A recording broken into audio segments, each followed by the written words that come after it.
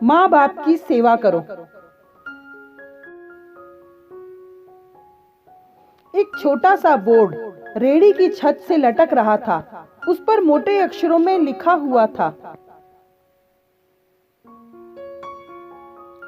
घर में कोई नहीं है, मेरी बूढ़ी माँ बीमार है, मुझे थोड़ी थोड़ी देर में उन्हें खाना, दवा और टॉयलेट कराने के लिए घर जाना पड़ता है। अगर आपको जल्दी है तो आप अपनी मर्जी से फल तोल लें और पैसे कोने पर गत्ते के नीचे रख दें। साथ ही रेट भी लिखे हुए हैं, और अगर आपके पास पैसे नहीं हो तो मेरी तरफ से ले लेना, इजाजत है। मैंने इधर उधर देखा, पास पड़े तराजू में 2 किलो सेब तोले, दर्जन भर केले लिए, बैग में डाले, प्राइस लिस्ट से कीमत देखी, पैसे निकालकर गत्ते को उठाया।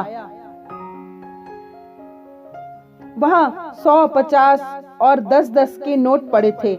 मैंने भी पैसे उसमें रख कर उसे ढक दिया, बैग उठाया और अपने फ्लैट पे आ गया। रात को खाना खाने के बाद मैं और भाई उधर निकले तो देखा एक कमजोर सा आदमी, दाढ़ी आधी काली आधी सफेद,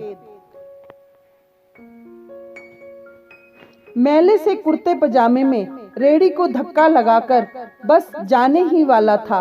वो हमें देखकर मुस्कुराया और बोला, साहब फल तो खत्म हो गए। नाम पूछा तो बोला सीताराम। फिर हम सामने वाले ढाबे पर बैठ गए। चाय आई, कहने लगा, पिछले 3 साल से मेरी माता बिस्तर पर है, कुछ पागल सी भी हो गई है और अब तो फालिज भी हो गया है। मेरी कोई संतान नहीं है, बीवी मर गई है, सिर्फ मैं हूँ और मेरी माँ की देखभाल करने वाला कोई नहीं है, इसलिए मुझे हर वक्त माँ का ख्याल रखना पड़ता है। एक दिन मैंने माँ का पांव दबाते हुए बड़ी नरमी से कहा, माँ तेरी सेवा करने को तो बड़ा जी चाहता है, पर जेब खाली है और तू मुझे कमरे से बाहर निकलने नहीं देती।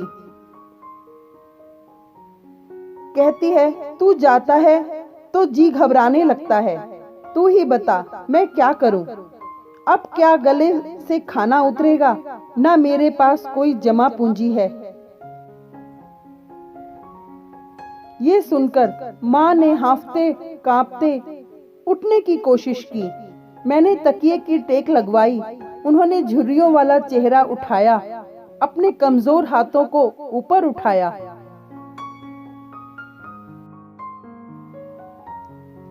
मन ही मन राम जी की स्तुति की, फिर बोली, तू रेड़ी वहीं छोड़ आया कर, हमारी किस्मत हमें इसी कमरे में बैठकर मिलेगा।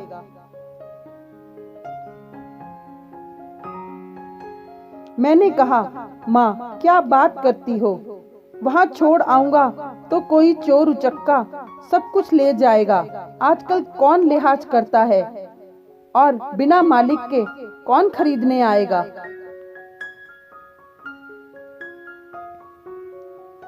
कहने लगी, तू राम का नाम लेने के बाद रेड़ी को फलों से भरकर छोड़ कर आजा, बस ज्यादा बकबक नहीं कर। शाम को खाली रेड़ी ले आया कर, अगर तेरा रुपया गया तो मुझे बोलियो। 2.5 साल हो गए भाई, सुबह रेड़ी लगा आता हूँ, शाम को ले जाता हूँ। लोग पैसे रख जाते हैं, फल ले जाते हैं, एक थैला भी ऊपर नीचे नहीं होता।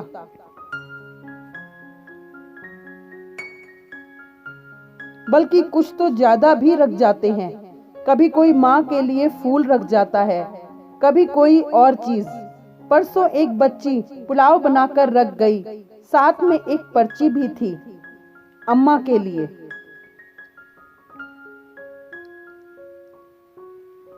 एक डॉक्टर अपना कार्ड छोड़ गए, पीछे लिखा था, माँ की तबीयत नाजुक हो तो मुझे कॉल कर लेना, मैं आ जाऊंगा। कोई खजूर रख जाता है,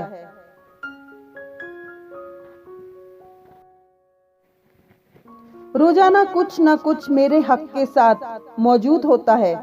ना माँ हिलने देती है और ना मेरे राम जी कुछ कमी रहने देते हैं। माँ कहती है, तेरा फल मेरा राम अपने फरिश्तों से बिकवा देता है। आखिर में इतना ही कहूंगी कि अपने माँ बाप की सेवा करो और देखो दुनिया की कामयाबियां कैसे हमारे कदम चूमती हैं।